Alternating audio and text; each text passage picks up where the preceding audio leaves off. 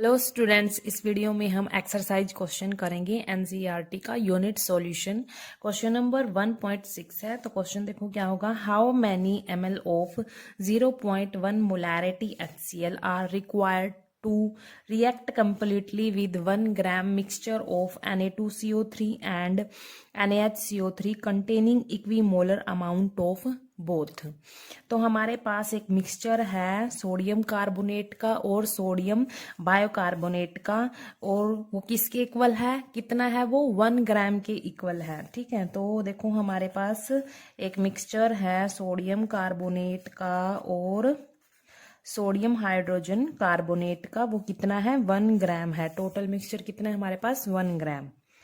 ठीक है, और इन दोनों के जो मोल्स हैं वो इक्वल होंगे। देखो क्वेश्चन में लिखा है जो इक्विमोलर अमाउंट ऑफ बोथ, मतलब Na2CO3 और NaHCO3 के जो मोल्स होंगे वो इक्वल होंगे। ठीक है, अब जो ये मिक्सचर है हमारे पास सोडियम कार्बोनेट का और सोडियम हाइड्रोजन कार्बोनेट का, ठीक है, इस मिक्सचर के साथ जो हमारे पास यहाँ पर HCl दिया हुआ है, इस मोलैरिटी का 0.1 मोलैरिटी का HCl दिया हुआ है, तो ये कंप्लीटली रिएक्ट हो जाए इस मिक्सचर के साथ।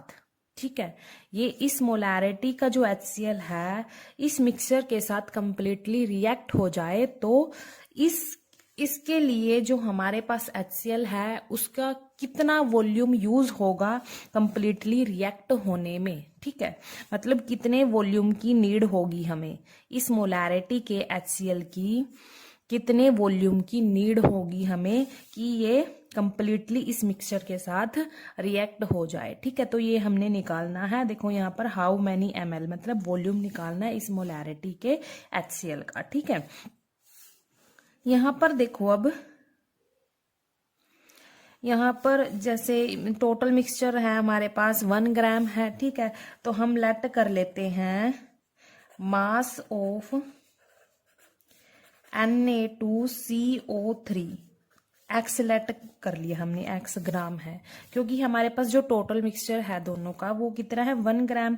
तो एक का हमने एक्स लेट कर लिया, तो दूसरे का क्या होगा, mass of sodium hydrogen carbonate का मास कितना होगा, 1 माइनस हो जाएगा। ठीक है, 1 माइनस एक्स ग्राम, तो ये मास हो गया। अब बात करते हैं हम मोल्स की। मोल्स ऑफ Na2CO3 कैसे निकालते हैं मोल्स, एक्चुअल मास डिवाइड में मोलर मास होता है। तो हमारे पास जो सोडियम कार्बोनेट है उसका एक्चुअल मास कितना है, एक्स, डिवाइड में मोलर मास आएगा। मोलर मास यहाँ पर हम निकाल लेंगे, इसका मोलर मास ऑफ Na2CO3 कितना होगा। देखो सोडियम का कितना होता है, एटॉमिक मास 23 होता है, यहाँ पर 2 है सोडियम, प्लस कार्बन का 12 होता है, प्लस ऑक्सीजन 16, और यहाँ पर कितने ऑक्सीजन है, 3 ऑक्सीजन है यहाँ पर। तो हम इसको सोल्व करेंगे तो हमारे पास क्या आएगा, 106 ग्राम पर मोल आ जाएगा यहाँ पर। ठीक है, तो मोल्स क्या होते हैं, एक्चुअल मास डिवाइड में मोलर मास। तो एक्चुअल मास तो एक्स था, मोलर मास हमारे पास आ गया 106, ये ग्राम में है, ये ग्राम पर मोल। ठीक है, यहाँ पर ग्राम से ग्राम कैंसिल हो जाएगा तो ये मोल आ जाएगा। अब बात करते हैं हम moles of sodium hydrogen carbonate, या फिर बोल सकते हैं सोडियम बायोकार्बोनेट NaHCO3। इसका क्या था एक्चुअल मास, 1 माइनस एक्स ग्राम, डिवाइड में इसका भी मोलर मास निकाल लेते हैं। यहाँ पर molar mass of sodium hydrogen carbonate क्या होगा, यहाँ पर सोडियम का कितना होता है 23, प्लस हाइड्रोजन का 1 हो गया, कार्बन का 12 हो गया, और ऑक्सीजन का 16, मल्टीप्लाई में यहाँ पर 3 आ जाएगा। इसको हम सोल्व करेंगे तो हमारे पास आएगा 84 ग्राम पर मोल। ठीक है। तो मोल्स का फॉर्मूला क्या था, एक्चुअल मास डिवाइड में मोलर मास। तो यहाँ पर हमने मोलर मास निकाल लिया है ये वाला सोडियम हाइड्रोजन कार्बोनेट का। तो हम यहाँ पर पुट कर दे हैं ग्राम पर मोल, ग्राम से ग्राम कैंसिल हो जाएगा तो ये हमारा मोल में आ जाएगा। तो हमारे पास मोल्स आ गए। अब अकॉर्डिंग टू क्वेश्चन देखो यहाँ पर दिया हुआ है कि जो ये हमारे पास मिक्सचर है Na2CO3 और NaHCO3, इनके जो मोल्स होंगे वो इक्वल होंगे, इक्वल अमाउंट में होंगे। यहाँ पर लिखा हुआ है देखो, equi molar amount of both, equal moles होंगे। तो अकॉर्डिंग टू क्वेश्चन हम दोनों के मोल्स को इक्वल रख देते हैं, ठीक है। Na2CO3 के क्या है, x डिवाइड बाय 106, और इसके क्या है सोडियम हाइड्रोजन कार्बोनेट के 1 माइनस एक्स डिवाइड बाय 84, ठीक है। तो इनको हम इक्वल कर देते हैं यहाँ पर 106 equal 1 minus x divide by 84, ठीक है। ये मोल्स में आ जाएंगे। अब यहाँ पर हम क्या करेंगे, क्रॉस मल्टीप्लाई कर देंगे, इसको सोल्व करेंगे इक्वेशन को। यहाँ पर 84x इक्वल ये यहाँ मल्टीप्लाई हो जाएगा 1 माइनस एक्स। फर्दर सोल्व करेंगे तो हमारे पास आएगा 84x equal to 106 minus 106x। जो x वाली टर्म्स हैं हम इनको एक साइड रख लेते हैं। 84x ये माइनस में है, प्लस में आ जाएगा यहाँ पर 106, ठीक है। अब इसको सोल्व करेंगे हम तो हमारे पास क्या आएगा, हमारे पास आएगा इसको सोल्व करने के बाद 190x इक्वल टू 106। x की वैल्यू यहां से हम निकाल लेंगे, इसको सोल्व करेंगे हमारे पास आएगा 0.55789473684।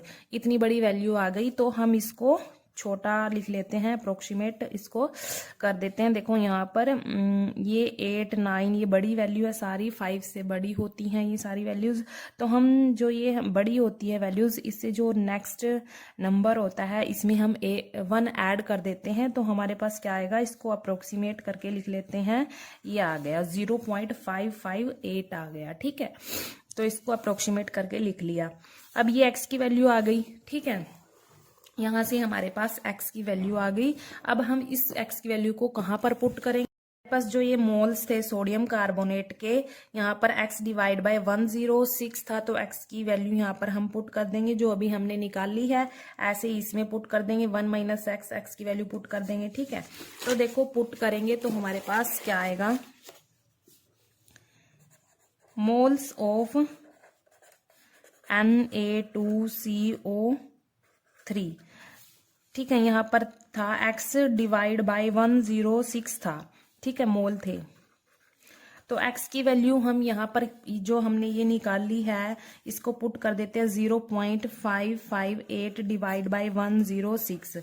इसको हम फर्दर सोल्व करेंगे तो हमारे पास आएगा 0.00526415094। ये इतनी बड़ी वैल्यू आ गई। तो हम इसको छोटा करके लिख लेंगे, मतलब यहाँ तक लिख लेते हैं, ठीक है।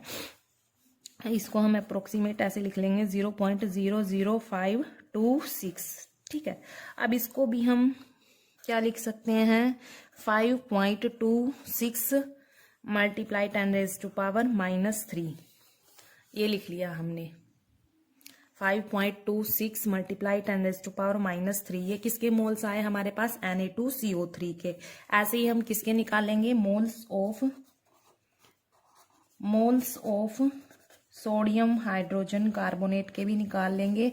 क्या थे, 1 माइनस एक्स था ना, डिवाइड में क्या था 84 था, यहाँ पर मोल थे, ठीक है, ये मोल्स थे। तो यहाँ पर x की वैल्यू हम जो हमने निकाली थी वो पुट कर लेंगे, क्या थी 0.558 डिवाइड बाय 84। इसको हम सोल्व करेंगे तो हमारे पास क्या आएगा, 0.442 डिवाइड में 84। इसको भी फर्दर सोल्व करेंगे तो क्या आएगा, 0.00526190476। ये भी इतनी बड़ी वैल्यू आ गई। तो हम इसको अप्रोक्सीमेट लिख लेते हैं, तो यहाँ पर 6 डिजिट तक लिख लेते हैं इसको, 0.00526। इसको भी हम कैसे लिख सकते हैं, ये लिख सकते हैं हम 5.26 मल्टीप्लाई 10⁻⁻3। तो इसको ऐसे लिख सकते हैं हम। ठीक है, अब देखो यहाँ पर जो मोल्स आए हैं हमारे पास दोनों के, सोडियम कार्बोनेट के और सोडियम हाइड्रोजन कार्बोनेट के, वो इक्वल हैं। देखो यहाँ पर 5.26 मल्टीप्लाई 10⁻⁻3 और यहाँ पर भी यही है 5.26 मल्टीप्लाई 10⁻⁻3। और यही क्वेश्चन में बोला था कि इन दोनों के जो मोल्स होंगे वो इक्वल अमाउंट में होंगे, और ये चीज हमने प्रूफ कर भी दी। ठीक है, अब देखो रिएक्शन में देखो क्या होता है, इनकी रिएक्शन कैसे होती है, कैसे रिएक्ट करते हैं। जैसे ये Na2CO3 है, ये एसिड के साथ, मतलब जो HCl है हमारे पास, जो हमारे पास HCl है उसके साथ रिएक्ट करेगा। ठीक है, यहाँ पर ये साल्ट बनाएगा, क्योंकि ये बेस एसिड के साथ रिएक्ट करेगा तो यहाँ पर क्या बनाएगा, सॉल्ट बनाएगा, और वाटर, और क्या बनाएगा, CO2। ठीक है, अब इसको बैलेंस कर लेते हैं। यहाँ पर सोडियम 2 है तो यहाँ पर भी आ जाएगा। ठीक है, यहाँ पर क्लोरीन 2 हो गए तो यहाँ पर भी क्लोरीन 2 आ गए। ठीक है, अब यहाँ पर जो सोडियम कार्बोनेट है उसका 1 मोल है। ठीक है, और जो एसिड है हमारे पास उसके कितने मोल हैं, 2 मोल।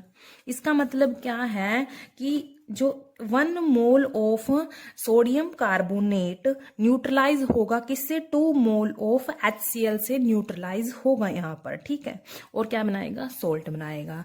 ऐसे ही हम दूसरी रिएक्शन में देखेंगे, NaHCO3 प्लस HCl, वो भी क्या बनाता है, सोल्ट बनाता है, NaCl plus water plus carbon dioxide gas. यहाँ पर देखो ये बैलेंस है रिएक्शन, ये रिएक्शन तो बैलेंस है।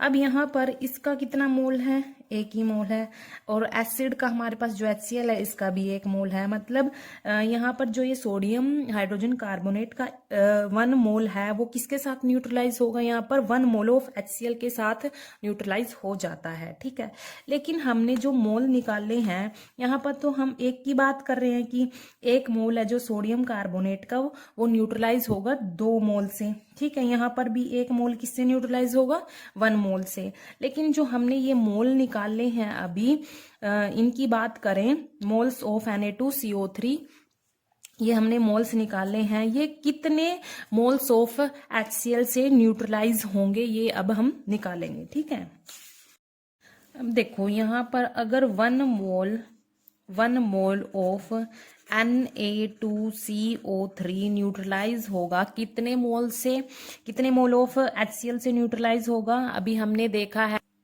देखो यहाँ पर 1 मोल Na2CO3 न्यूट्रलाइज हो रहा है, 2 मोल ऑफ HCl से न्यूट्रलाइज हो रहा है। ठीक है, तो 5.26 मोल कितने HCl के मोल से न्यूट्रलाइज होंगे वो अभी हम निकाल रहे हैं। ठीक है, यहाँ पर 2 मोल ऑफ HCl, तो 5.26 मल्टीप्लाई 10⁻³ मोल्स ऑफ Na2CO3 कितने से न्यूट्रलाइज होंगे, 2 से मल्टीप्लाई हो जाएंगे यहाँ पर इतने मोल ऑफ HCl से। ठीक है, न्यूट्रलाइज होंगे। और अगर 1 mole of sodium hydrogen carbonate neutralize होगा 1 मोल ऑफ HCl से, यहाँ पर रिएक्शन में अभी देखा हमने, देखो यहाँ पर देखो 1 mole of sodium hydrogen carbonate है जो वो न्यूट्रलाइज होगा 1 मोल ऑफ HCl से। तो हमने अभी निकालना है कि 5.26 मल्टीप्लाई 10⁻³ मोल्स हैं जो सोडियम हाइड्रोजन कार्बोनेट के, वो कितने मोल्स ऑफ HCl से न्यूट्रलाइज होंगे। तो देखो 5.26 multiply 10⁻³ moles of sodium hydrogen carbonate neutralize होंगे कितने से, 1 से मल्टीप्लाई कर देंगे, 5.26 मल्टीप्लाई 10⁻³। ठीक है, अभी हमने क्या निकालना है, टोटल मोल्स निकालने हैं कि HCl के टोटल कितने मोल्स यूज होंगे इनको न्यूट्रलाइज करने के लिए। तो टोटल कैसे निकालेंगे, इनको प्लस कर देंगे क्योंकि ये मिक्सचर ही तो था। 2 मल्टीप्लाई 5.26 मल्टीप्लाई 10⁻³ है ये, प्लस ये 1 से मल्टीप्लाई करेंगे तो यही आ जाएगा यहाँ पर 5.26 मल्टीप्लाई 10⁻⁻3। यहाँ पर अभी हमने क्या निकाल रहे हैं, टोटल मोल्स ऑफ HCl निकाल रहे हैं, total moles of HCl, total moles of HCl निकाल रहे हैं यहाँ पर ये। ठीक है, अब इसको सोल्व करेंगे तो ये हमारे पास ये चीज़ है जो ये कॉमन है, तो इसको हम अलग निकालेंगे। 5.26 मल्टीप्लाई 10⁻⁻3 ये कॉमन निकाल ली, यहाँ पर 2 बचा।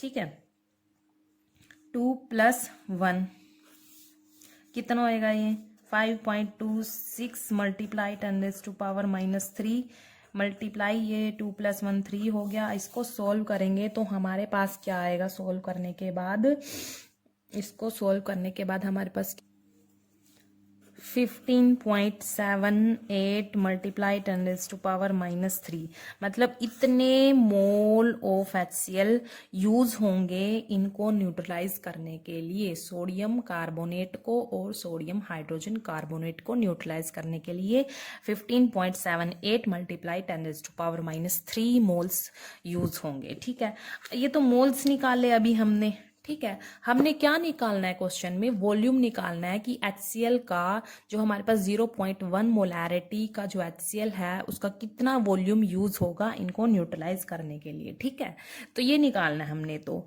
यहाँ पर देखो क्वेश्चन में क्या दिया हुआ है, क्वेश्चन में दिया हुआ है 0.1 मोलैरिटी ऑफ HCl दिया हुआ है। ठीक है, तो इसका मतलब समझ लेते हैं हम पहले क्या होता है। 0.1 मोलैरिटी ऑफ HCl का मतलब क्या होता है, 0.1 molarity of HCl means 0.1 moles of HCl present होंगे,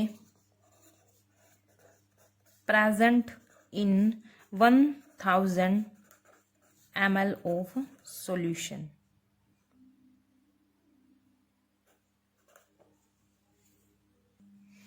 तो यहाँ से हमें पता चल गया कि 0.1 मोल्स, अगर यहाँ पर लिख लेते हैं, इफ 0.1 मोल्स ऑफ HCl